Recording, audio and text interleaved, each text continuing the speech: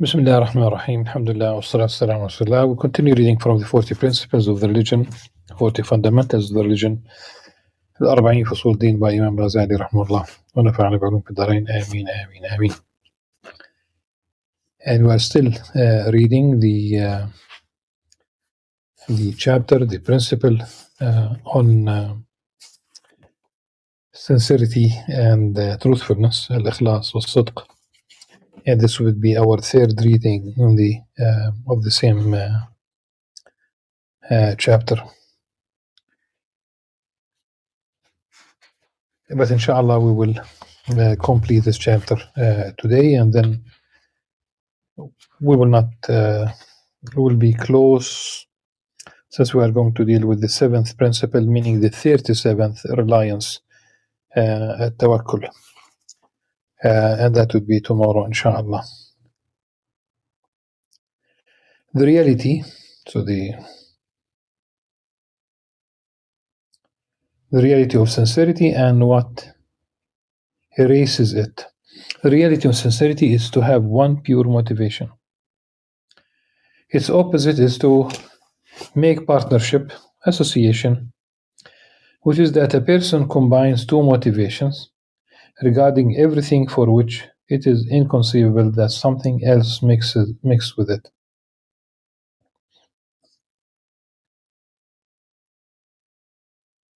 If the motivation is free from any adulteration, it is called pure. You already know that intention is the motivation agent, or the motivating agent. Someone who only acts for the sake of ostentation is sincere, and someone who only acts for Allah subhanahu wa ta'ala is sincere. However, the name is used specifically for one end of the spectrum according to custom, in the same way that deviation, ilhad here, means an inclination, but has come to denote specifically an inclination towards falsehood. And in general, when we say, mulhid in Arabic, could be also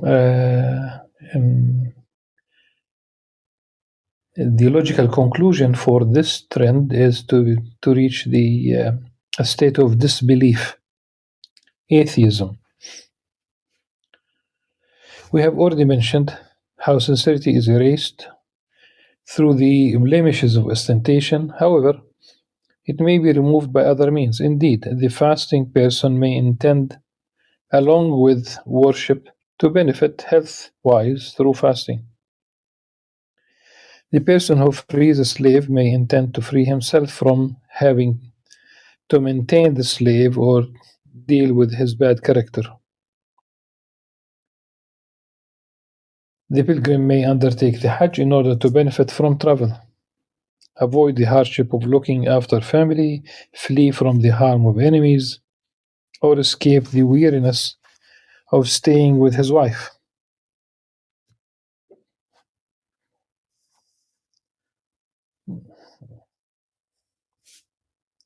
Could there be something that applies, to the wife vis-a-vis the husband? Could be.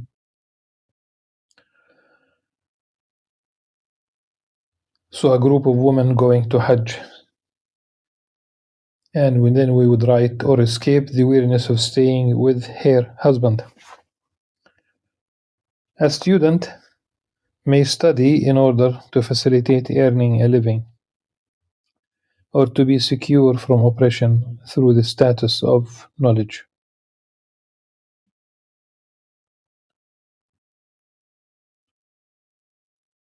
Likewise, in general, when I, over many years, when I ask students about why did you pursue a degree at the university, and in general they speak about down the road, they speak about a degree, a job, money, family, house, Uh, it seems the notion of the dream, if you will, it does include all this.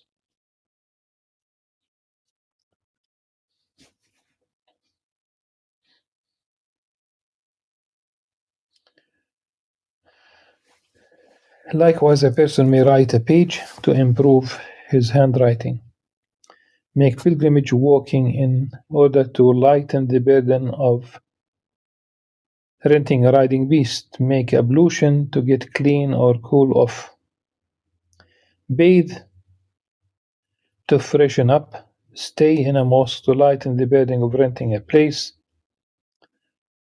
fast to lighten the burden of cooking or buying food, give charity in order to avoid being bothered by beggars. Some of them are relentless, the beggars. They practically use many tactics just simply.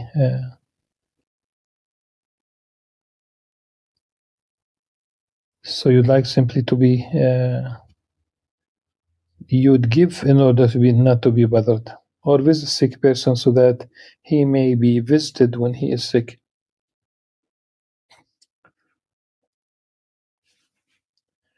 These interests could be selfless, yet they could still cause hidden adulteration of worship. Hidden, subtle. If any of these self-interests occurs in an action, sincerity is gone. Avoiding it is extremely difficult, which is why some say that a moment of sincerity contains eternal salvation. However, it is hard to obtain. Abu Sulaiman Darani said, "Glad tidings to whoever takes one correct step by which he intends nothing but Allah subhanahu wa ta'ala." One correct step.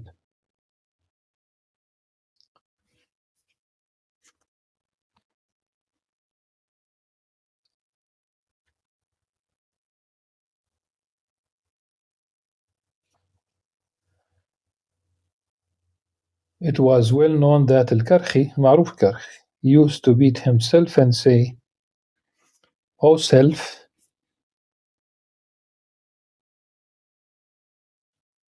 be sincere and be delivered."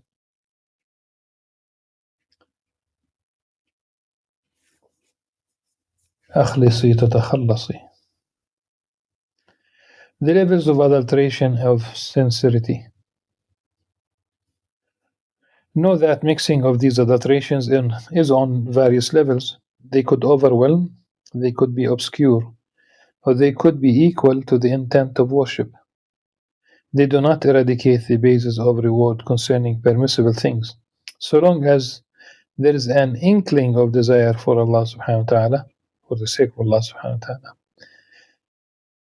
or for the sake of Allah's countenance, then a person has a reward commensurate to it, but there is no reward for the rest.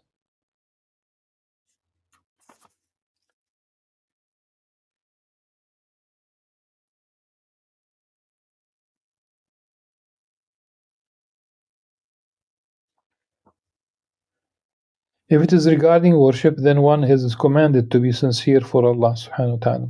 If the adulteration is dominant, the worship is invalid.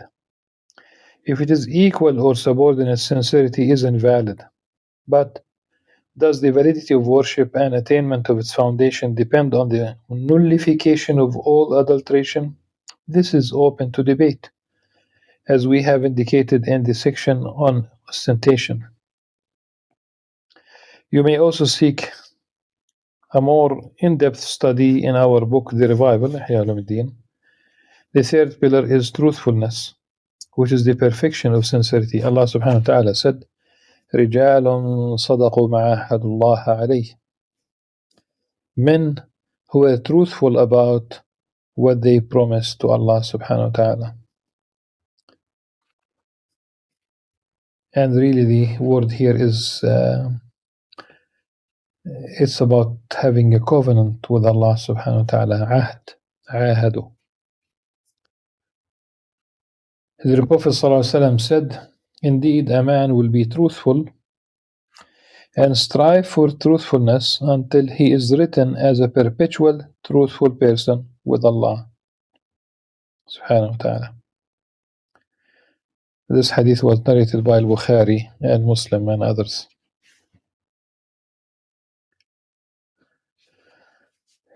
واذكر في الكتاب إبراهيم إنه كان صديقا نبيا.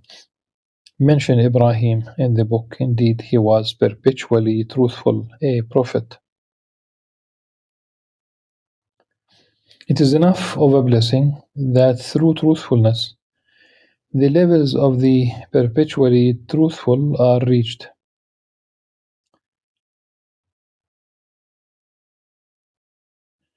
Know that truthfulness has 6 ranks.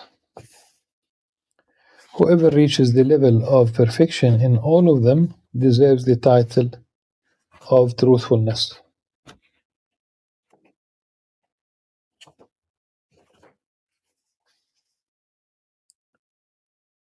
The first of them is truthfulness in word and all states concerning the past, future, and present. In all states, truthfulness.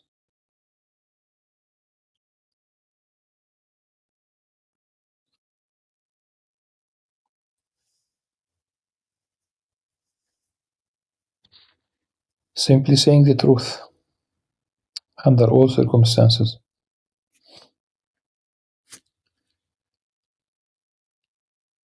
For this reason, truthfulness has 2 perfections.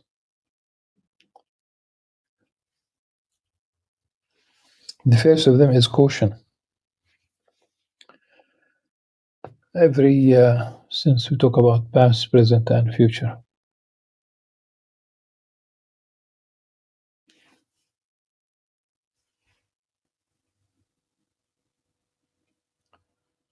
when colonial powers intend to, imperial powers, superpowers, when they intend to invade a country, they lie. And when they invade already, they also lie. So that because they need to continue justifying the war. And when they are done with the war, they continue to lie so that they will not be held accountable. And one case is really the invasion of Iraq. They claim that President Bush and Prime Minister Tony Blair, they lied about the presence of nuclear weapons of mass destruction. There wasn't. Then they lied about the presence of Islamic groups, and they weren't. Then they lied about the reason why the war took place. They said that it was about disseminating democracy, which is worse even than the 2 before. Do you invade a country and kill a million people because you like to disseminate democracy? Lying.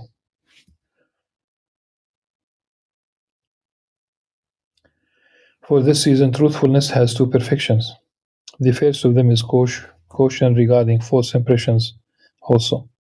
For though that is in itself truthful, it contains an element of contradiction of the truth.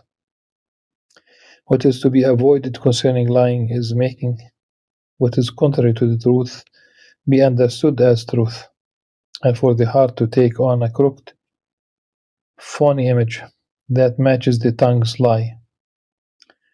If the heart leans away from correctness and toward crookedness, the truth will not manifest to a person correctly until even his dreams will not be truthful.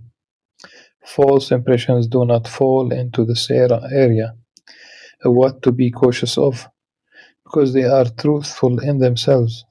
However, they fall into a second thing to be avoided, which is obscuring, meaning this should not be done except for a correct purpose. Its second perfection is that a person be careful regarding truthfulness in his statements to Allah subhanahu wa ta'ala. If he says, I turn my face to He who originated the heavens and the earth, yet in his heart there is nothing, or there is something besides Allah subhanahu wa ta'ala at that moment, then he's a liar. And that's really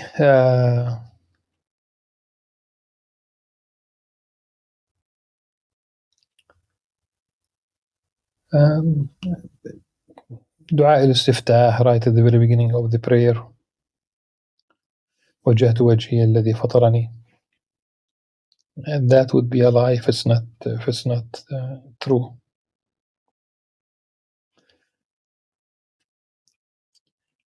Say somebody shows up at the to pray because a certain minister or prime minister or ruler, or he knows that this political leader is coming to pray the Friday prayer, let's say, or Eid prayer, or so he shows up. He typically does not go to pray, or maybe does not go to pray at the mosque, but because of that he went to pray. Then he says that his prayer is for the sake of Allah subhanahu wa ta'ala. وَجَّهْتُ وَجْهِي لِلَّذِي فَطَرَ السَّمَاوَاتِ وَالْأَرْضَ. And he's lying because he's there simply because the leader is praying on that day.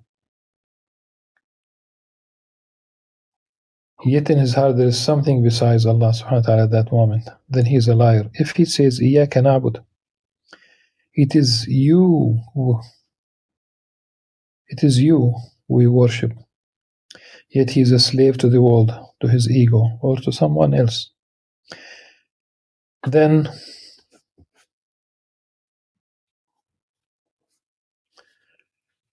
he will not be able to affirm this statement on the day of resurrection.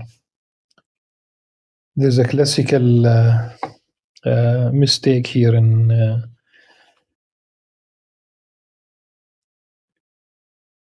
because we have double the word then at the end of the line before the very last one, and at the beginning of the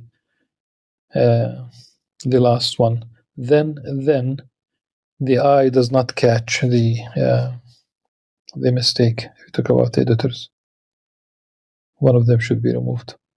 For this reason, Sayyidina Isa alayhi salam said, O little slaves of the world, O little slaves of the world, Ya abid dunya. Our Prophet, Sayyidina Muhammad sallallahu alayhi wa sallam said, Wretched is the slave of the dirham and the dinar. And in fact, in this hadith narrated by Al-Bukhari and Muslim, and it does have another phrase, تعس عبد الدرهم والدينار وعبد الخميصة. وعبد الخميصة. A dirham is any amount of, like, very little wealth, very little money. A dinar is gold, symbolizes riches. Abdul Khamisa is the slave of cloth, of clothing. As probably we see today, people pay so much for fashion, or the name of the like the name of the company. There is no need. Taisa, wretched.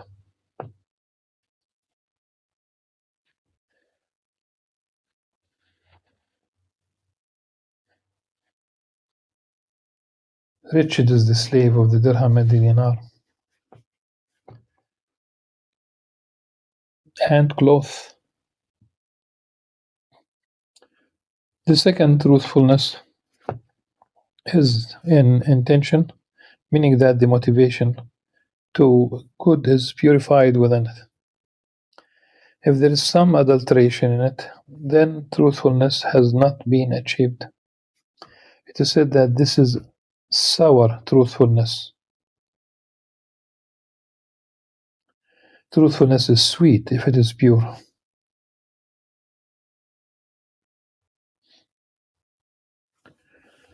Which is really a very intriguing metaphor.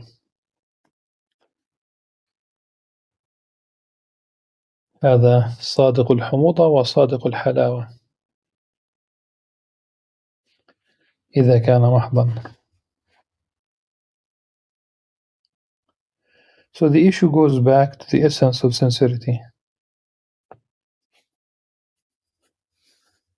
Because the humuda, sourness, is an indication of something foul, something corrupt, something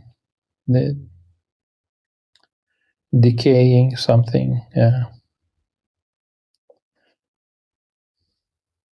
not pure, of course.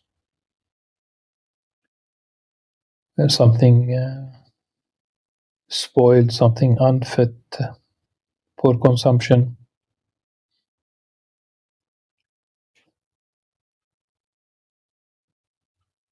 So the issue goes back to the essence of sincerity.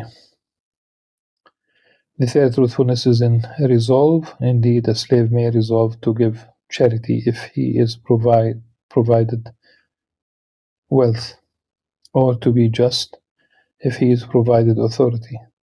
Sometimes his resolve could be weak and indecisive. Sometimes it could be conclusive and strong without any hesitation. A strong decision is called true resolve, like Umar al-Khattab, like Sayyidina Umar found within himself what he found within himself when he said, "Truly, for me to be brought out and have my head cut off is more beloved to me than to take command over a people, among whom is Abu Bakr radiallahu anhu." The degrees of the resolve of the perpetual truthful differ in strength. The highest of them is for a person to be content with being beheaded rather than realizing his resolution. Let's remember that after the death of our beloved Prophet ﷺ, there was a meeting in the shed of Bani Sa'ida. You talk about the leaders of the Ansar, the leaders of the Muhajirin, the immigrants from Mecca. And when Abu Bakr and Umar radiallahu anhuma, when they went, it was you can see how the true faithfulness to each other, no room for egoism, realizing the merit of your brother. Abu Bakr really wanted Umar al-Khattab to be the first caliph. But then, when the ongoing back and forth of arguments between the Muhajir and Ansar went on, Sayyidina Umar al-Khattab asked Abu Bakr radiallahu anhu, extend your hand, and he pledged allegiance to him. Bay'ah. That's how he put an end to it, Sayyidina Umar al-Khattab. And this statement reflects that. The fourth truthfulness is in the fulfilling of a resolution. Indeed, the self could follow through at first, but it could languish after some fulfillment without complete realization. This is because resolving to do something is easy, but the real difficult is in actualizing the fulfillment. For this reason, Allah subhanahu wa ta'ala said, رِجَالٌ صَدَقُوا مَا عَاهَدُوا اللَّهَ عَلَيْهِ, men who were truthful about what they promised to Allah subhanahu wa ta'ala. Also, وَمِنْهُمْ مَنْ عَاهَدَ اللَّهَ لَإِنْ آتَانَا مِنْ فَضْلِهِ لَنَصَّدَّقَنَّ. Among them is he who promised Allah, if Allah subhanahu wa ta'ala gives us from his bounty, we will surely give in charity. Or still we have Another verse فأعقبهم نفاقا في قلوبهم إلى يوم يلقونه بما أخلفوا الله ما وعدوه وما كانوا يكذبون. He will put hypocrisy in their hearts until the day they meet him, for their breaking their promise to Allah and for lying.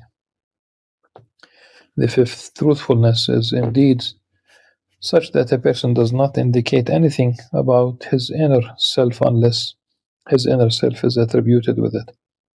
This means that what is kept secret and what is made known are the same. Thus, someone who walks calmly indicates, based on this principle, that he is dignified internally. If he is not like that internally, but his heart has turned to make people imagine that he is dignified inwardly, then this is ostentation. If his heart has not turned to people but is heedless, then this is not ostentation. However, he has missed out on truthfulness.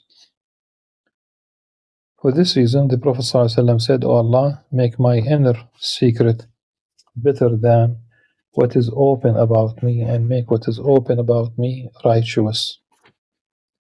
This has a weak chain of narrators. Abdul Wahid said, if Hassan al-Basri commanded a thing, he used to be the person to do it the most. The most.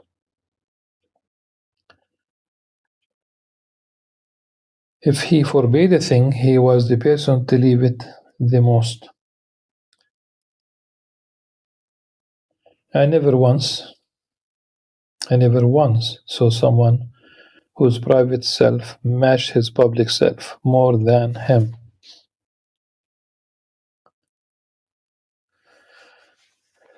There's a as a contemporary scholar, young, relatively speaking,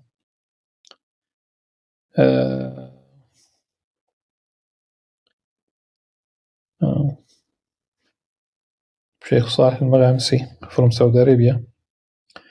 He has a sensitive heart, let's say. He cries. He cries. He weeps. He cries. And many times he mentions something and he gets touched by what he's saying, and then he cries. He said that once an old man, it seems, approached him after lecture, and he told him, if your inner self is like your outward manifestation, then good for you. Congratulations. If really the inner dimension matches the outer dimension, pretty much the same like here in this text. The sixth, truthfulness, which is the loftiest of the doors of truthfulness, is in the stations of the religion,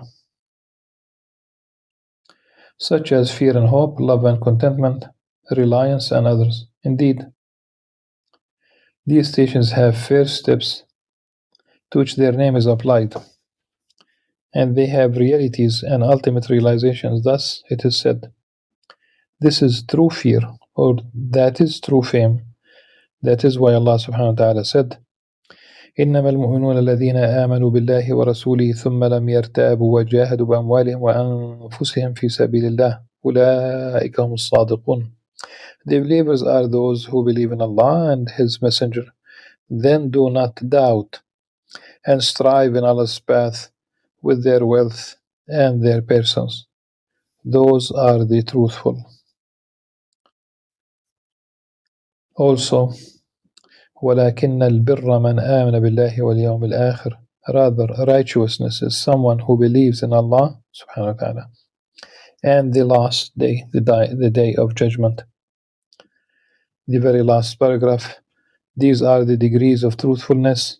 Whoever realizes all of them, he is one of the perpetually truthful. Whoever attains only some of them, his rank is commensurate to his truthfulness, and included in the overall understanding of truthfulness is the heart's realization that Allah subhanahu wa ta'ala is the provider, and thus relying on him. We will therefore mention this. ومن جملة الصدق تحقيق القلب بأن الله هو الرزاق وعليه التوكل فلنذكره وعليه التوكل, and that's the title of the next principle, the 7th principle, the 37th principle, reliance at tawakkul, inshallah tomorrow. Until then, بإذن الله عز وجل. سبحانك اللهم وبحمدك نشهد أن لا إله إلا أنت نستغفرك ونتوب إليك. السلام عليكم ورحمة الله وبركاته.